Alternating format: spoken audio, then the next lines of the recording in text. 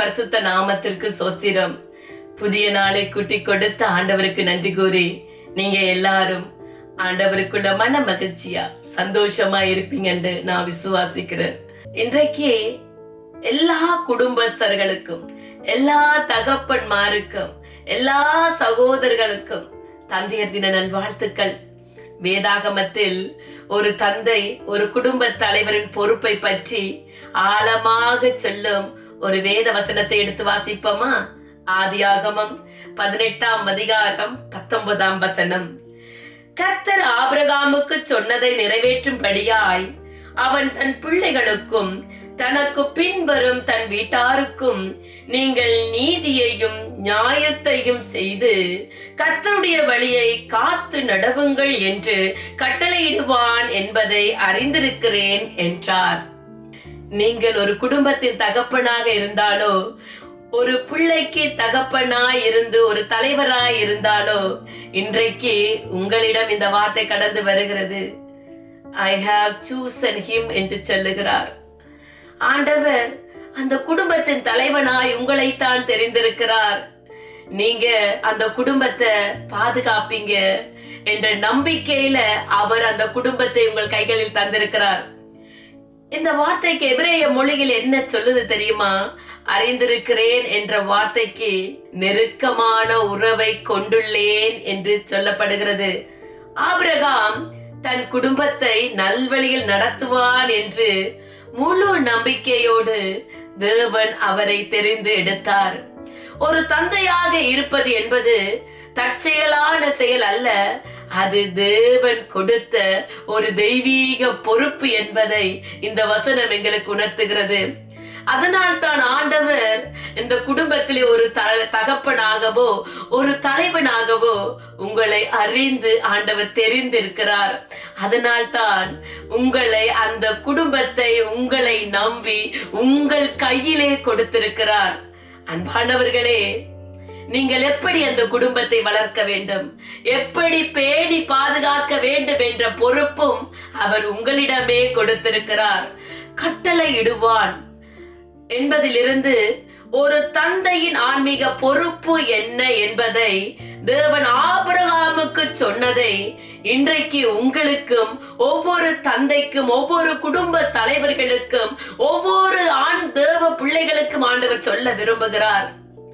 ஏனென்றால் நாங்கள் ஒவ்வொருவரும் ஆபிரகாமை போன்று எங்கள் குடும்பங்களை கட்டுகிறவர்களாய் இருக்க வேண்டும்.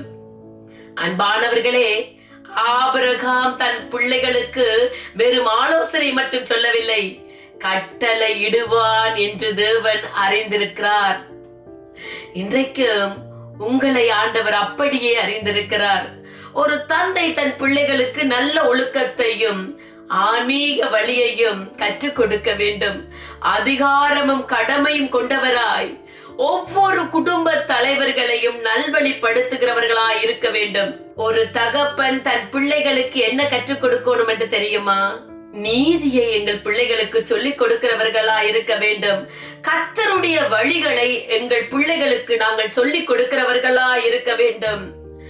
ஒரு தந்தை தன் பிள்ளைகளுக்கு எதை சேர்க்க வேண்டும் என்பதை இந்த வசனம் எங்களுக்கு தெளிவாய் சொல்லுகிறது. கர்த்தருடைய வழியையும் கர்த்தருடன் இணைந்து வாழும் பக்தி வைராக்கியத்தையும் நீதியையும் சொல்லிக் கொடுக்க வேண்டும்.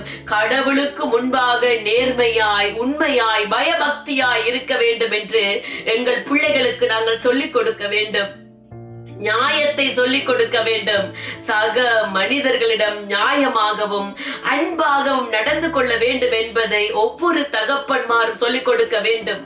உலக பிரகாரமான சொத்துக்களை நாங்கள் சேர்ப்பதை விட ஆன்மீகமான பாடங்களையும் தேவனை அறிகிற அறிவையும் எங்கள் பிள்ளைகளுக்கு சொல்லிக் கொடுப்பதே மிகவும் சிறந்ததாய் இருக்கிறது.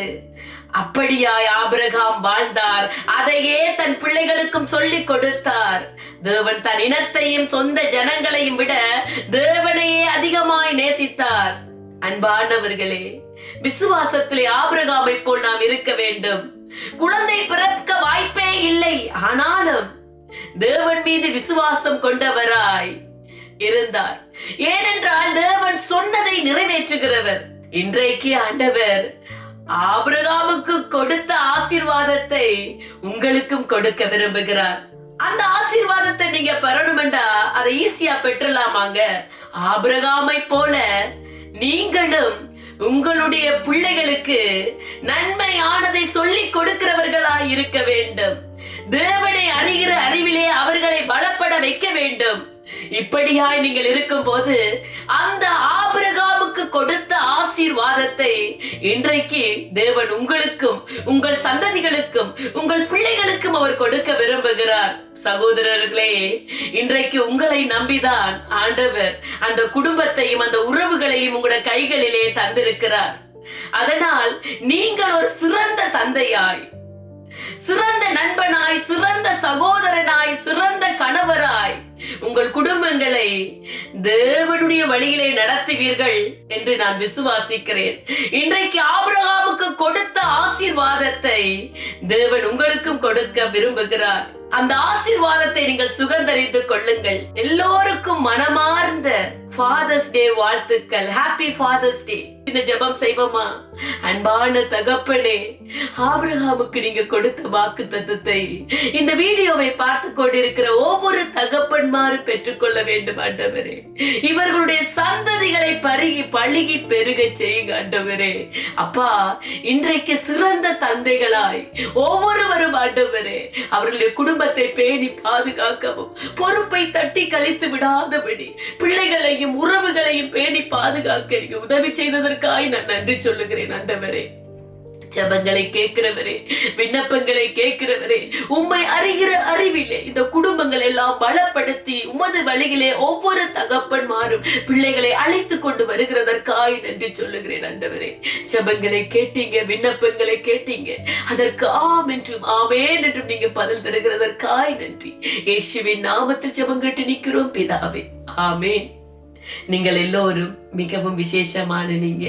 ஆண்டவர் உங்களை ஆசீர்வதிப்பார்.